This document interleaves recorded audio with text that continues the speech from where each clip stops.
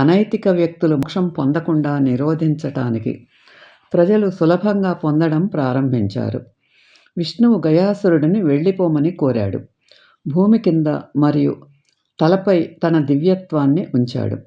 అబెర్ Malone ప్రియమైన ఉపరితల lord Wahid పాదముద్ర మనం ఎప్పుడూ లక్ష్యంగా చూసే ఉపరితలంగానే ఉంది.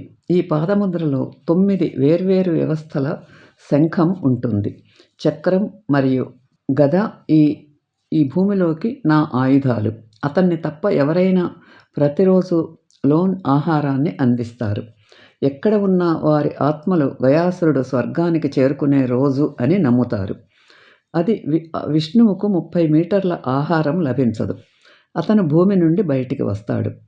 విష్ణుపాద మందిరం లోపల వెండి పూత పూసిన బేసిన్తో 40 సెంటీమీటర్ల పొడవున్న పాదముద్రతో ముద్రించబడింది. విష్ణువు యొక్క ఈ పాదముద్ర యొక్క ఎత్తు ఘనమైన శిల మరియు సెడ్జర్లపై 8 వరుసల అందంగా అలంకరించబడిన స్తంభాలపై ముద్రించబడింది. ఇవి పెవిలియన్కు మద్దతిస్తాయి. ఈ ఆలయం ఇనుప బిగింపులతో అనుసంధానించబడిన పెద్ద బూడిద గ్రానైట్ బ్లాకులతో కూడినది.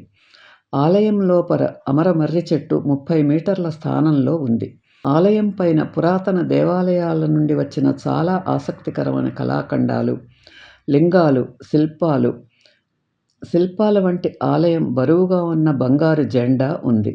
వాటిలో ఎక్కువ భాగం పాతకాలంలో తన పాదాన్ని కలిగి ఉన్న శివుడు శక్తి ఆకారపు లింగం నుండి వచ్చాయి. కొన్ని చాలా మర్మమైనవి. పురుషాంగ పాము, బిడ్డతో పడుకున్న నిద్రపోతున్న స్త్రీ, యోగిని బొమ్మ మరియు ఇతరులు ఉన్నాయి. ఈ వీడియో మీకు నచ్చితే లైక్ చేసి, షేర్ చేసి, సబ్స్క్రైబ్ చేయండి.